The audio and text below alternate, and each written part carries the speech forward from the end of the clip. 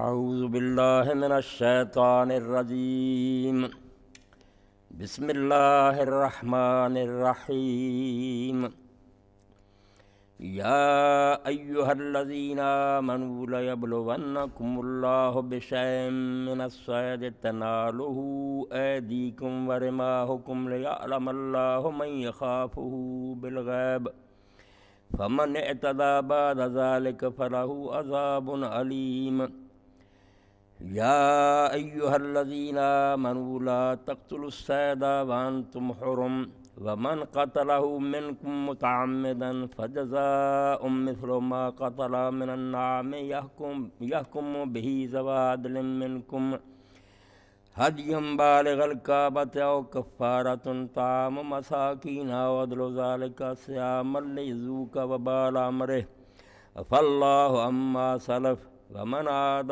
فینتقم اللہ منہ واللہ عزیز ذو انتقام احل لکم صید البحر وطعامہ متاعا لکم وللسیارہ وحرم علیکم صید البر ما دمتم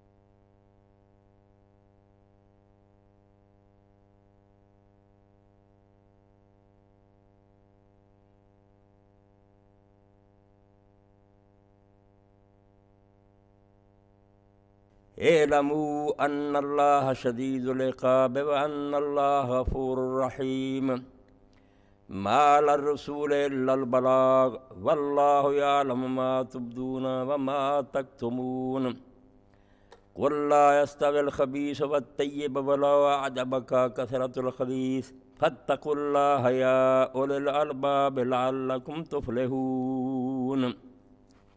سورہ المائدہ رکوع 13 54 سے 100 تک میں نے آیات پڑھی ہیں۔ اللہ رب العالمین فرماتے ہیں اے ایمان والو، اللہ تعالیٰ ضرور آزمائش کرے گا تمہاری کچھ شکار کے ذریعہ سے۔ وہ شکار ایسا ہوگا کہ تمہارے ہاتھ بھی ان تک پہنچیں گے، ہاتھ سے بھی پکڑ سکتے ہوگے اور نیزوں سے بھی شکار کر سکتے ہوگے۔ اتنے قریب کروں گا میں وہ شکار اور ان کے ذریعے آزماؤں گا تاکہ یہ پتہ چل جائے کہ کون بن دیکھے اللہ سے ڈرتا ہے۔ تو جس نے اس کے بعد زیادتی کی، اللہ کی حد کو توڑا، تو اس کے لیے دردناک عذاب ہے۔ اے لوگو جو ایمان لائے ہو، جب تم احرام کی حالت میں ہو تو شکار نہ کرنا، اور جس نے تم میں سے جان بوجھ کر کسی شکار کو مار ڈالا تو اس کا بدلہ اس جانور جیسے 4 پایوں میں سے دینا پڑے گا۔ اس کا فیصلہ تم میں سے معتبر آدمی کریں گے کہ یہ جانور جو شکار ہوا ہے ہمارے 4 پایوں میں سے اب اس کے برابر کون سا فدیہ بنتا۔ تو یا تو پھر قربانی ہوگی، جتنا وہ طے کریں گے کہ اس جانور کے بدلے میں ہرن کے بدلے میں بکری دو، یہ اونٹ کے بدلے میں جو شتر مرغ کے بدلے میں اونٹ دو، تو کعبہ پہنچائی جائے گی، یا وہ کفارہ ہوگا پھر مسکینوں کا کھانا کھلانا، یا اتنے برابر کے روزے، تاکہ جس نے ایسی حرکت کی ہے وہ اپنے کیے کا وبال چکھے۔ جو پیچھے ہو چکا اللہ نے معاف کیا، مگر اب جو ایسا کرے گا تو اللہ اس سے بالکل انتقام لے گا، اور اللہ غالب ہے، بدلہ لینے والا۔ سمندر کا شکار اور اس کا کھانا تمہارے لیے حلال کیا گیا، یہ مسافروں کے لیے بھی اور تمہارے لیے بھی زاد راہ ہے۔ اور جب تم احرام کی حالت میں جب تک ہو، خشکی کا شکار حرام ہے، اور اللہ سے ڈرتے رہنا کیونکہ تمہیں ایک دن اس کی عدالت میں پیش ہونا ہے۔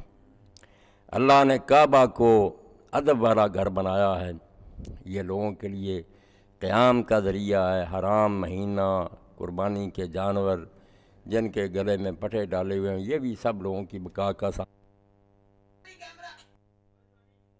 کچھ اس لیے ہے تاکہ تم اس بات کو جانو کہ جو کچھ آسمانوں اور جو کچھ زمین میں سب اللہ جانتا ہے، اور وہ ہر شے سے باخبر ہے۔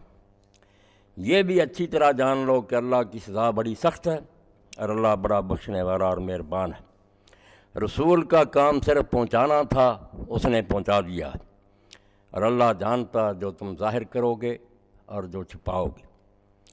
اور کہہ دے اللہ کے رسول علیہ السلام کہ ناپاک اور پاک برابر نہیں ہیں، اگرچہ ناپاک چیزوں کی کثرت تمہیں کتنی اچھی لگے، تو اے عقل مندو اللہ سے ڈرتے رہو، شاید تم کامیاب ہو۔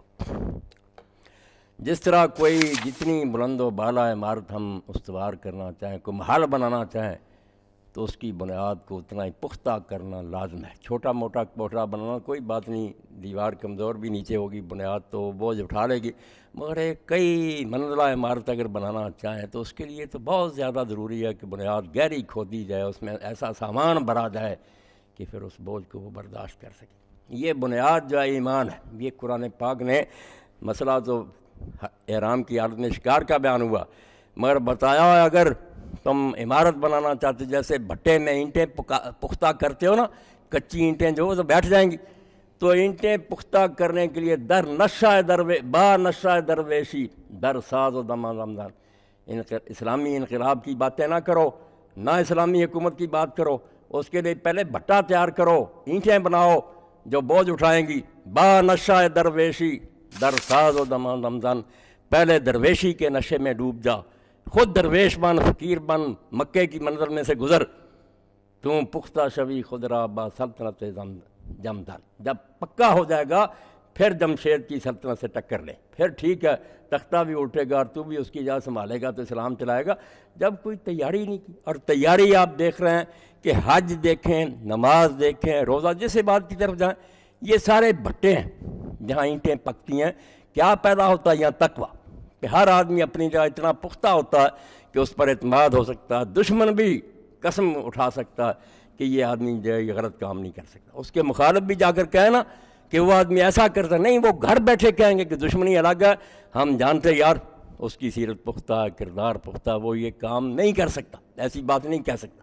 یہ تقویٰ جس کے لیے آپ دیکھتے ہیں نماز اللہ کہتا ہے، اور نمازیں پڑھو، مگر وہ نمازیں نہیں ہونی چاہیے جس میں خشوع نہیں ہے۔ الذین هم فی صلاتہم خاشعون، نمازیں وہ کام دیں گی جس کے اندر خشوع ہوگا۔ جب نماز میں تم کھڑے ہو تو ایسی ہیبت اور ایسا رعب طاری ہو جس طرح تم کسی عظیم بادشاہ کے دربار میں چلا لو گے۔ یہ مثال بھی گناہ، یہ بادشاہ کیا اللہ کے سامنے، مگر کسی عدالت میں کسی بادشاہ یا افسر کے سامنے کس طرح ہم ڈر جاتے ہیں، سہم جاتے ہیں، ادھر ادھر حرکت نہیں کرتے۔ اللہ کے سامنے فرمایا ہے ایسی نماز پڑھو اس میں خشوع ہو، اور وہ نماز پھر یقیناً پھر بنا دیتی نا ایسا، ان الصلاۃ تنہی عن الفحشاء والمنکر، بے حیائی اور برائی سے روک دیتی۔ وہ نماز پھر رسمی نہیں رہ جاتی کہ نمازیں بھی ہو رہی ہیں، جھوٹ بھی بولا جا رہا، رشوتیں لی جا رہی ہیں، مال میں ملاوٹ کی جا رہی، یہ نہیں ہوتا۔ یہ جو لوگ کہتے ہیں نا یہ میرا پیشہ ہے، وہ میری عبادت ہے، یہ بے دینوں کی نکالی ہوئی باتیں ہیں۔ نماز تو ایک بھٹی تھی جس میں سے آپ کو گزارا گیا تھا، ٹریننگ کورس تھا کہ پکی ہوئی ہے یہ اسلامی حکومت اگر آئے یا اسلامی معاشرہ آئے، اس میں یہ فرض سیٹ کر دیا جائے تو کیا نتیجہ نکلے گا؟ روزہ کتب علیکم الصیام، اللہ نے روزے فرض کیے لعلکم تتقون، یعنی سارا دھندا۔ اس لیے اقبال کہتے ہیں ای ہما اسباب استحکام تس، اب یہ دن آ رہا نا ذی الحج کا چاند طلوع ہونے والا، اللہ کے رسول علیہ السلام نے فرمایا یہ 10 دن سال کے جو ہیں کوئی عمل جو باقی سال میں تم کرتے ہو اس کے برابر نہیں۔ لوگوں نے پوچھا جہاد بھی نہیں؟ فرمایا نہیں، سوائے اس مجاہد کے جو جائے وہاں ہی کٹ جائے، وہاں ہی گھوڑا مارا جائے، وہ واپس نہ، وہ شاید برابر درجہ پا لے، ورنہ ان دنوں میں جو عمل ہے ان کے برابر کوئی عمل نہیں ہو سکتا۔ عمل کیا؟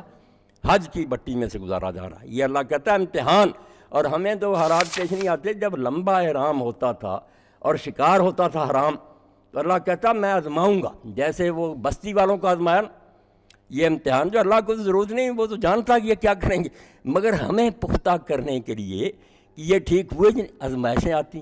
اب وہ سمندر کے کنارے رہتے تھے، اللہ نے کہا ہفتے کے دن مچھلیاں نہیں شکار کرنا، مگر سورہ اعراف میں آتا ہے امتحان کے لیے۔ ان کا کھوٹ اللہ نے دیکھ لیا نا، ہفتے کے دن بہت آتی، سر نکالتی، اونچی اونچی کھڑی ہوتی، ان کا ایمان ڈول گیا، باقی دنوں میں نہ آتی، ہفتے کے دن آتی، بے ایمان ہو گئے۔ جیسے احرام کی حالت میں شکار، اللہ نے اس کا حوالہ دیا کہ بالکل وہ بنی اسرائیل والا امتحان کروں گا، تمہارے قریب آ جائیں گے ہرن، خرگوش، ہاتھ سے بھی پکڑ سکو گے، نیزہ بھی مار سکو گے، دیکھوں گا کہ مانتے ہو اللہ سب کو جانتا، مجھ سے ڈرتے ہو، یا پکڑ کر کھا جاؤ گے کہ اتنے دن کے بھوکے ہیں، گوشت ملا چٹ کر دو۔ تو وہ ایسا ہی انہوں نے کیا کہ یہ مچھلیاں ہفتے کے دن آتی ہیں، آگے آتی نہیں، شکار کرنے لگے۔ پیغمبر روکتے رہے، نہیں رکے، تو اقبال کہتے ہیں ہم اسباب استحکام تو یہ نمازیں، یہ روزے، یہ حج اور عمرے کیا ہے؟ تمہیں پکے کرنے کے لیے، پختہ کرنے کے لیے بھٹے ہیں۔ یہ بھٹوں میں سے گزارا جاتا ہے کہ اینٹیں پک گئی ہیں یا نہیں؟ پختہ ہی محکم اگر اسلام ہے تو اگر یہ چیزیں پکی ہو گئیں اور واقعی اپنا اثر کر گئیں پھر پکا، پھر تو عمر بنے گا، ابو بکر بنے گا رضی اللہ تعالیٰ عنہ۔ دیکھتے ہیں کہ سلطنت پر آئے، کیا ہوا پھر؟ دار عمارت فقر رہا افزودان۔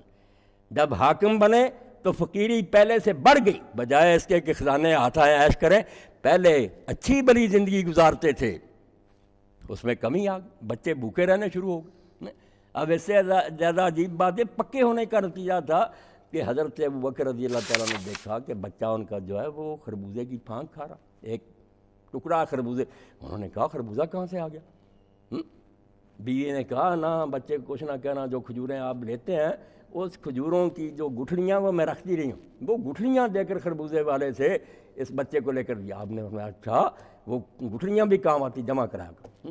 اور موت کے وقت ایسا جو لوگوں نے مجھے معاوضہ دیا تھا میں نہیں چاہتا تھا، مگر عمر نے اور دوسروں نے ضد کی، 2 سال مجھے کچھ تنخواہ گزارے کے طور پر دی، وہ میرے بعد ساری نہ یہ کمبل بھی اور یہ اونٹنی بھی اور ساری تنخواہ عمر کو واپس کر دی۔ میں نہیں مسلمانوں کا احسان لینا چاہتا۔ اور جب وہ تنخواہ گئی تو حضرت عمر روئے، انہوں نے کہا تھا لقد اتعبت الخلفاء بعدک، اپنے بعد والے خلیفوں کو تو مشقت میں ڈال گیا، یہ تو بہت تنگ ہو گئے بیچارے، کیسے کریں؟ یہ کس کا نتیجہ تھا؟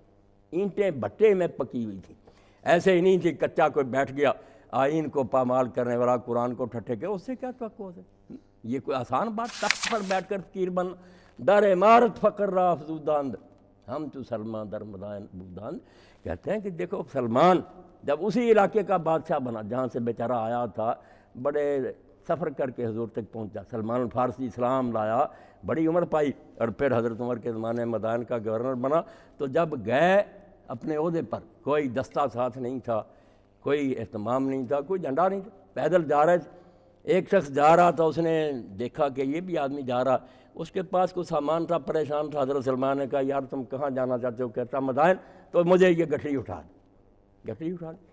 جب مدائن پہنچے لوگوں نے پہچانا، بھاگے آئے، یہ رسول اللہ کا صحابی حضرت سلمان الخیر آ گئے۔ وہ مسافر پریشان ہوا، اس نے کہا یہ مجھ سے بڑی گستاخی ہوئی، یہ کون ہے؟ انہوں نے کہا یہ گورنر ہیں، حضور کے صحابی ہیں۔ تو حضرت سلمان نے کہا کہ بھائی پریشان ہونے کی بات نہیں، آپ کی مہربانی ہے کہ میں نے ویسے بھی آنا تھا، میں ایک بھائی کی خدمت، اللہ نے مجھے توفیق دی، آپ کی مہربانی۔ وہاں کوئی محل نہیں بنایا، لوگوں نے ضد کی نہیں، مسجد میں ہی فیصلے، وہاں ہی سو رہے تھے درخت کے سائے۔ اور موت کے وقت بھی لوگوں نے دیکھا روتے تھے، تو انہوں نے کہا سلمان آپ نے کیا سامان اکٹھا کیا جس پر رو رہے ہیں؟ کہنے لگے نہیں حضور نے مجھے کہا تھا سلمان پل صراط بہت نازک گھاٹی ہے، ہلکا سامان لے کر آنا مسافروں جیسا۔ میں سمجھ رہا یہ گھڑے وغیرہ بھی زیادہ۔ کہتے ہیں ہم تو سلمان در مدائن بودا، وہ فقیر جو تھے وہ سلمان کی طرح رہے، کوئی گورنری کا نہیں تھا اثر، مگر یہ پکا ہونے کا نتیجہ تھا۔ دیکھتے ہیں آپ نے، میں نے چند آیتیں پڑھی، بار بار اللہ کہتا ہے یہ جان کر رکھنا کہ اللہ جان رہا جو کچھ تم کر۔ 2 باتیں ہیں جو اللہ تعالیٰ ذہن میں بٹھاتا ہے، نماز سے، روزے سے، حج سے، عمروں سے، وہ بیٹھ جائیں تو بعد سے کچھ فائدہ، ورنہ یہ سارا دندہ بیکار، بٹا ضائع گیا، اینٹیں بیٹھ گئی، کچھ نہیں فائدہ ہوا۔ کیا جان رہا اللہ؟ کوئی چیز تم چھپا نہیں سکتی، دل میں چھپاؤ، کوٹھڑیوں میں بند ہو کر کرو، اللہ فرماتا ہے واللہ یعلم ما تبدون وما تکتمون، جو ظاہر کرو گے وہ بھی جانے گا، جو تم چھپا کر رکھو گے نا ساری عمر وہ راز ڈسکلوز نہیں کہ وہ بھی جانتا، کیا چھپاؤ گے اس سے؟ اور دوسرا کہ اس کی پکڑ بڑی سخت ہے، کوئی پناہ نہیں کہ آدمی کہیں چھپ سکے۔ یہ علم اور قدرت، ان 2 صفات پر یقین آ جائے کہ جانتا ہے، جس نے عدالت کی کرسی پہ بیٹھنا اسے کوئی راز چھپانا، وہاں ہیلے بانے کیا کام آئیں گے، اور چھڑانے والا بھی کوئی نہیں، تو وہ غالب ہے، واللہ عزیز ذو انتقام، اس سے بھی کوئی اوپر ہے جو اس پر دباؤ ڈال سکے؟ کوئی نہیں ڈال سکتا، وہ عزیز ہے، ذو انتقام، اور وہ بے غیرت بھی نہیں ہے کہ لوگ اس کے قانون کی دھجیاں اڑائیں اور وہ ہنس کر ٹال دے، وہ غیرت مند خدا۔ اور یہی دیکھیں آپ تورات میں جو انبیاء بنی اسرائیل گزرے ہیں وہ ایک لفظ ضرور بولتے ہیں، اے اسرائیل تیرا خدا غیور خدا ہے، وہ بے غیرت نہیں ہے کہ تم اس کا مذاق اڑا اور وہ اس دن چپ رہے، وہ گردن توڑے گا پھر تمہاری، جو جھک جائیں گے ان کو سر بلند کرے گا، جو اکڑیں گے برباد کر دے گا۔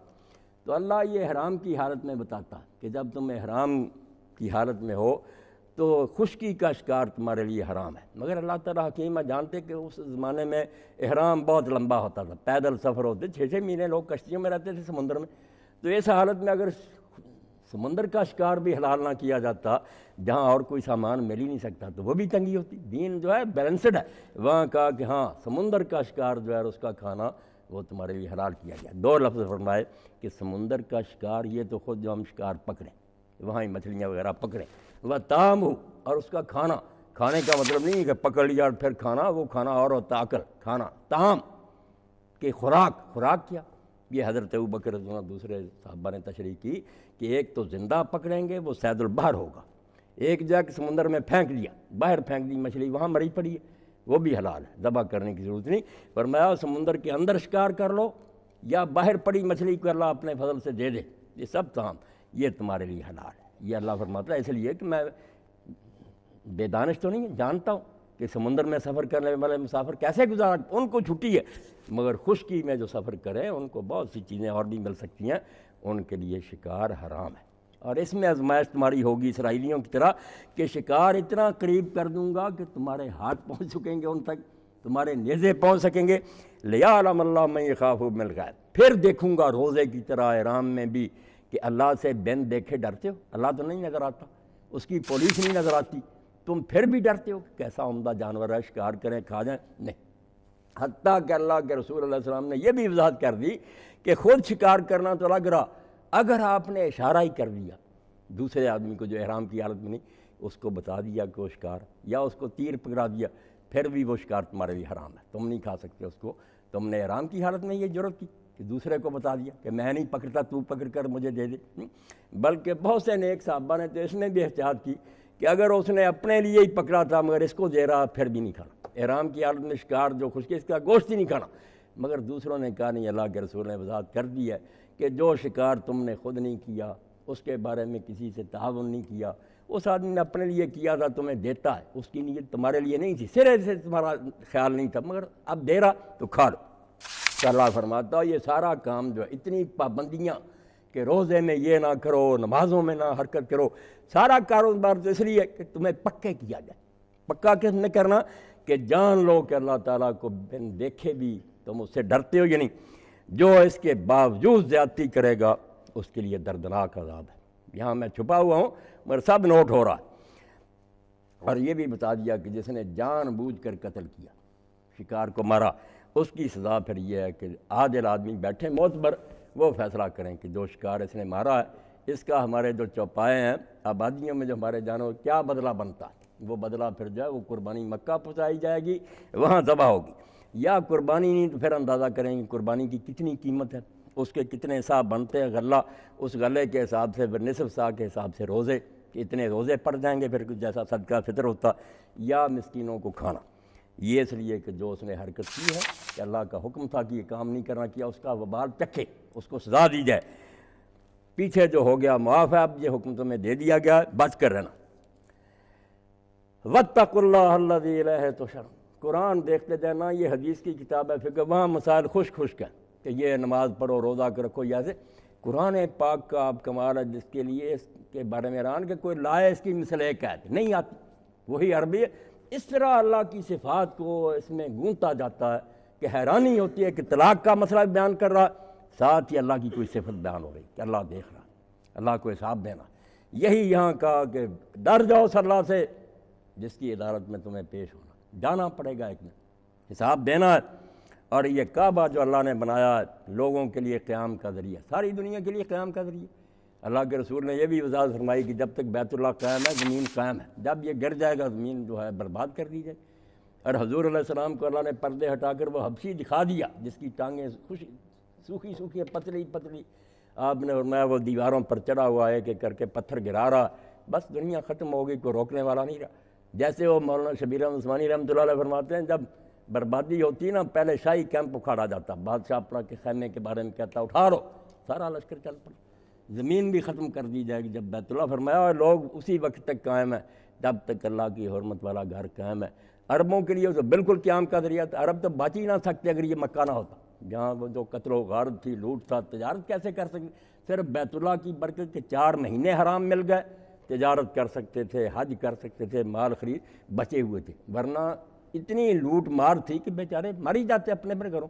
4 مہینے حرام دے دیے، حج کے موقع پر آتے، مال تجارت لاتے، مینا میں ارد گرد منڈیاں لگتی، کاروبار بھی چمکتا اور زبان بھی ترقی کرتی، شاعری کے مقابلے ہو رہے ہیں، ادب کے مقابلے، عربی زبان بھی ترقی کرتی گئی۔ میل ملاپ کا بھی ذریعہ۔ فرمایا بیت اللہ میں نے لوگوں کے لیے باعث قیام بنایا ہے، حرام مہینے بنائے ہیں، جانور ہیں جو مکہ کی طرف جاتے ہیں، قلائد ان کے گلے میں پٹے پڑے ہوئے تھے، یہ نشانی ہوتی تھی۔ اور اس گئے گزرے دور میں بھی آپ دیکھیں بت پرست کافر اگر کوئی اونٹ یا گائے ملے جس کے گلے میں پٹا ہو یا جانور کے، چھیڑتے نہیں تھے، اس کو نہیں ہاتھ لگاتے تھے کہ یہ بیت اللہ کی نیاز ہے، اللہ کے گھر کا جانور ہے، اس کو نہیں نقصان پہنچا، مکہ پہنچا دیتے تھے۔ فرمایا آج تک ابھی تک یہ چیز تم میں باقی جس کی وجہ سے بچے ہوئے ہو۔ اسی لیے آیا ابرا تو یہ تو بت پوچھتے تھے، ان کا لحاظ نہیں کیا، اللہ کے گھر کا کیا، کہ ابھی تک یہ بیت اللہ کا ادب کرتے ہیں، طواف کرتے ہیں، یہاں آتے ہیں حج عمرے کے لیے، یہ ان میں بچی ہوئی چیز تھی اپنے باپ ابراہیم اسماعیل علیہ السلام کی۔ اور ساتھ فرمایا کہ یہ سب کچھ اس لیے احرام اور یہ پابندیاں اور حج اور عمرے، ذالک لتعلموا ان اللہ یعلم ما فی السماوات و ما فی الارض۔ دیکھیں قرآن مجید مور مور کر اس بات پر لے آتا ہے کہ یہ سب کچھ اس لیے ہے کہ تاکہ تمہیں یہ یاد رہے کہ آسمانوں اور زمین میں جو کچھ ہو رہا اللہ کو اس کی خبر ہے، وَأَنَّ اللَّهَ بِكُلِّ شَيْءٍ عَلِيمٌ، اللہ کے علم سے کوئی چیز باہر نہیں ہے۔ اور ساتھ نتیجہ بھی سنا دیا جس کو ہم بڑھا دیتے ہیں، یہ بیلنس بھی نہیں رکھتے، جس کے بارے میں حضرت علی فرماتے ہیں جو عالم مایوس کر دیتا ہے وہ بھی نادان ہے، دین کی خبر نہیں، جو بے خوف کرتا ہے وہ بھی جاہل ہے۔ تقریر ایسی ہونی چاہیے گناہ گار ڈر جائیں، نیک امیدوار ہو جائیں۔ تو فرمایا اعلموا ان اللہ شدید العقاب، سن لو کان کھول کر کہ اللہ سخت سزا دینے والا، اگر گناہ کرتے رہے سزا، پھر غفور الرحیم کی بات نہیں، اور اگر تم باز آ جاؤ گے وَأَنَّ اللَّهَ غَفُورٌ رَحِيمٌ، اللہ بڑا بخشنے والا اور میرے، دونوں پلڑے برابر، خوف اور رجا کی امید بھی ڈر بھی۔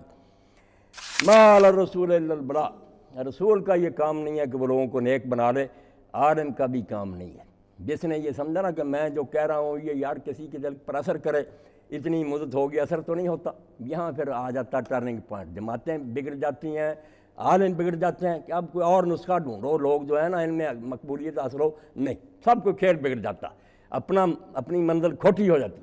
اسی لیے عالم دین جو جب خطبہ مسنونہ پڑھتا کیا اس میں بتایا جاتا من یہد اللہ فلا مضل لہ ومن یضلل فلا ہادی لہ۔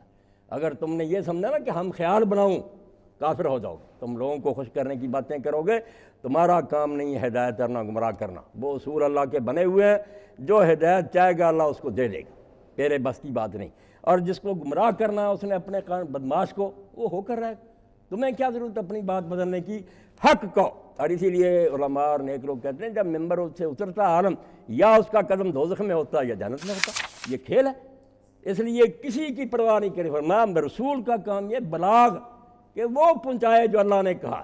4 جلدیں ابن قیم نے لکھی اعلام الموقعین رب العالمین، کہ جب تم بولتے ہو یہ ایسے ہے جیسے اسمبلی میں کوئی صدر کا پروانہ پڑھتا، اللہ کا فرمان پڑھ رہا ہے تم اس میں رد و بدل نہ کرنا، وہ دیکھ رہا ہے کہ میں نے یہ کہا یا نہیں کہا، ان تقولوا اللہ ما لا تعلمون، اللہ نے کہی نہیں بات تم کہتے ہو یہ دین ہے، مارے جاؤ گے، یہ عام بادشاہوں کی بات نہیں، اللہ کا نام لے کر جھوٹ بولتے ہو۔ تو فرمایا کہ رسول کا کام یہ ہے کہ وہ پہنچائے، جو ملا ہے وہ بتائے، کوئی مانے نہ مانے۔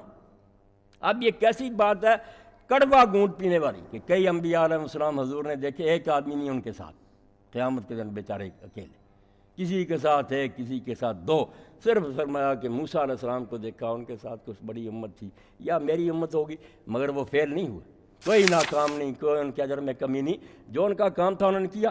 اللہ نے کہا ہے لائن نہ بدل جانا، جو صحیح دین ہے، نظریات ہیں، جس طرح دین کی ترتیب ہے وہی بتاؤ۔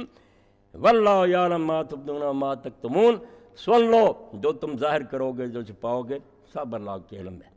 اور ایک بات جس دور میں بالکل یاد رکھنے کی ہے، جس کی وجہ سے قدم قدم پر لوگ تو یہ کہتے ہیں، زیادہ لوگ یہ کرتے ہیں، اللہ نے کہا کل لا یستوی الخبیث والطیب، یہ ایک کسوٹی دے دی کہ کسی معاملہ میں فیصلہ نہ کرو کہ زیادہ لوگ کیا کر رہے ہیں، معاشرہ کدھر کو جا رہا ہے، دنیا میں زمینی حقائق کیا ہے، اگر یہ سوچ کر فیصلہ کرو گے کافر ہو جاؤ گے۔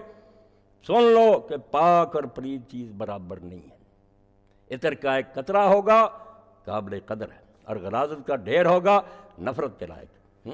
ایک دیگ بری ہوگی پیشاب سے، کوئی قیمت نہیں اس کی، اور زمزم کا ایک گھونٹ ہی ہوگا وہ قیمتی ہوگا۔ اس لیے یہ نہ فیصلہ کرو کہ لوگ کیا کر رہے ہیں، دنیا کدھر کو جا رہی ہے، سارے یہی کرتے ہیں، پڑھے لکھے بھی، جی معاشرے میں یہ چلن ہے، لوگ یہ کہتے ہیں، پریشر ہے۔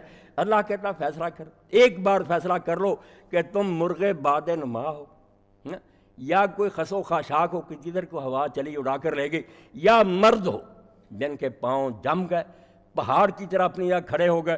فرمایا پلید چیز اور پاک چیز برابر نہیں۔ اللہ نے پاک پلید چیزیں بتائیں، حلال حرام، وہاں دیکھنا کہ اکثریت کدھر ہے یہ نہیں دیکھنا۔ اکثریت ہمیشہ سے ایک بت رہی ہے، اور قرآن پاک پڑھنے والے لوگ جانتے ہیں اللہ نے جگہ جگہ بیان فرمایا کہ زیادہ لوگ جو ہیں وہ فاسق ہیں، زیادہ لوگ جو ہیں ظالم ہیں، زیادہ لوگ جو ہیں وہ نیک نہیں ہیں، وما اکثر الناس، زیادہ لوگ جو ہیں مومن نہیں ہیں۔ اکثریت کا بت تو توڑا کہ اگر تم دیکھو زیادہ لوگ کیا کر گمراہ ہو جاؤ، کوئی نہ سوچو، اللہ کی کتاب سے پوچھو، رسول اللہ سے پوچھو کہ صحیح اور غلط کیا ہے، لوگ کیا کر رہے ہیں ان کو جانے۔ مولانا مودودی اللہ تعالیٰ ان پر رحمت فرمائے، ایک شخص نے مضمون لکھا انہیں کہ لوگ جو ہیں وہ چونکہ زیادہ یہ کر رہے ہیں، کیا کریں، دین پر ہیں، تنگیاں آتی ہیں، اس لیے یہ چیزیں کچھ نرمی ان میں ہونی چاہیے، تو وہ مضمون پڑھنے کے قابل ہے، اور اگر آج کل کوئی اس کو چھپا کر تقسیم کرے تو بڑا کارنامہ ہے۔ انہوں نے لکھا کہ یہ دین اسلام جو ہے نا، کیش مرداں نہ مذہب گوسفندہ، یہ بھیڑوں کا دین نہیں ہے کہ بھیڑیں ادھر کو چل پڑیں زیادہ تو بھیڑ چال ہے تم بھی چل پڑو، یہ کیش مرداں ہے، جوان مرد اور بہادروں کا یہ طریقہ ہے۔ اس لیے وہ جس بات پر جم گیا کہ یہ صحیح ہے، پہاڑ کی طرح آ کر سیلابوں نے ان سے ٹکریں لیں، سیلاب راستہ بدل گیا، وہ نہیں بدل۔ عزم اونچوں کوہ ساراں استوار، ان کے ارادے اس طرح مضبوط ہوتے ہیں جیسے پہاڑ ہوتے ہیں۔ رشتہ دار چھوڑ گئے، بھائی چھوڑ گئے، بیٹے چھوڑ گئے کہ یہ پاگل ہو گیا۔ ہمارے سامنے ہی اللہ کا بر صاحب، اللہ تعالیٰ ان کی استقامت جو اس کو قبول فرمائے، بیچارے ایئر فورس میں تھے اور کمیشن ملنے والا تھا، وہ ظفر اقبال چودھری نامراد قادیانی تھا، اس نے کہا چھوڑ دو یہ اندھا، کیوں رسالے تقسیم کر دے ایشیا وغیرہ، تم اجتماع میں جاتے، اس نے کہا نہیں میں نہیں چھوڑوں، ملازمت سے نکال دیا۔ اب بچے کہتے ہیں کہ ابا جی اگر آپ وہ کرتے رہتے، آپ یہاں تک پہنچتے، آپ مکان بھی بیچ گیا، مکان بک گیا بیچاروں کا، واقعی ٹھیک ہے۔ اللہ کہتا بھائی اگر تم یہ کہتے ہو کہ لوگ ادھر کو چل رہے ہیں، پھر دین کا نام کیوں لیتے ہو؟ ادھر چل رہے ہیں تم بھی چلو، ان کے ساتھ جہنم میں چلے جانا۔ اور اگر دین پر جمنا ہے تو یہاں نہ دیکھو کہ زیادہ کیا کر رہے ہیں اور تھوڑے کیا کر رہے ہیں، زیادہ تھوڑے کی بات نہیں، پاک اور ناپاک کی بات کرو، کیا یہ بات صحیح ہے؟ اللہ رسول نے کہی مانیں گے، وَلَوْ أَعْجَبَكَ كَثْرَةُ الْخَبِيثِ، اور خطرے کی گھنٹی بھی بجا دی کہ یہ امتحان آسان نہیں ہے، جدھر زیادہ لوگ ہوتے ہیں نا، یا زیادہ کوئی چیز ہوتی ہے وہ گندی بھی ہو تو آدمی کو اچھی تو ضرور لگتی ہے نا۔ بس اس نے ایک خرید لیا بانڈ وغیرہ، لاکھوں کروڑوں آ گئے، ادھر بیچارہ ساری عمر محنت کرتا 10 روپے نہیں ملے۔ فرمایا کثرت جو ہوتی نا زیادہ، اس سے آدمی متاثر تو ہوتا، مگر یہی آزمائش ہے کہ اس کثرت پر پیشاب کرو، اللہ کے لیے دمے گرو۔ فاتقوا اللہ یا اولی الالباب لعلکم تفلحون، اور رکوع اس پر ہی ختم ہوا کہ اے دانش مندو، اگر تمہاری عقل درست ہے تو اللہ کے قانون کی مخالفت سے بچتے رہنا، شاید تم کامیاب ہو جاؤ۔ اولی الالباب ہمارے یہاں کون ہے؟ وہی دانشور ہیں، وہی عقل مند ہیں۔ آج تک تو سب صحافی، کالم نویس اور لیڈر سارے وہ عقل مند ہیں جو ہاں میں ہاں ملا رہے ہیں۔ اخبار میں نے دیکھا، کل رونا آیا کہ وہ جو بڑے مجاہد بنے پھرتے تھے چودھری گجرات کے، وہ ایک تصویر اس کی تھی، شجاعت کی ہے کس کی، مجاہد ملت اور شکریہ، اور آپ نے امت کی لاج رکھ لی تو بردی اتر۔ افسوس، دانشور نہیں ہے یہ عقل سے بالکل خالی۔ ہم کہتے ہیں ان میں عقل ہے، یہ عقل کوئی نہیں، مکاری ہے، فریب ہے، لومڑیوں والی چال ہے۔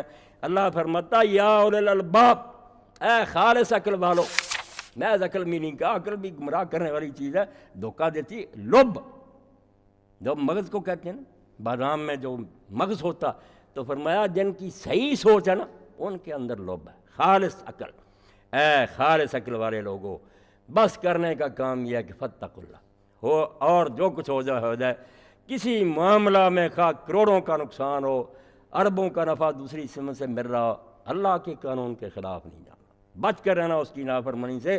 لعلکم تفلحون، پھر توقع رکھو، امید رکھو۔ دیکھیں قرآن پاک تو صاف کہہ سکتا تھا کہ پھر تم کامیاب ہو ہی گئے، نہیں، لعلکم، شاید شاید اب اللہ کی طرف سے نہیں، اس کو پورا پتہ، مگر ہماری طرف سے کوتاہی ہو جاتی ہے۔ فرماتا سنبھال کر رکھنا، یہ نہ ہو کہ گٹھڑی آخر تک جاتے جاتے چور لے جائے۔ پریا اس دا جانیے جس دا توڑ چڑھے۔ اگر گھڑا بھرا عورت نے راستے میں ٹوٹ گیا کیا فائدہ؟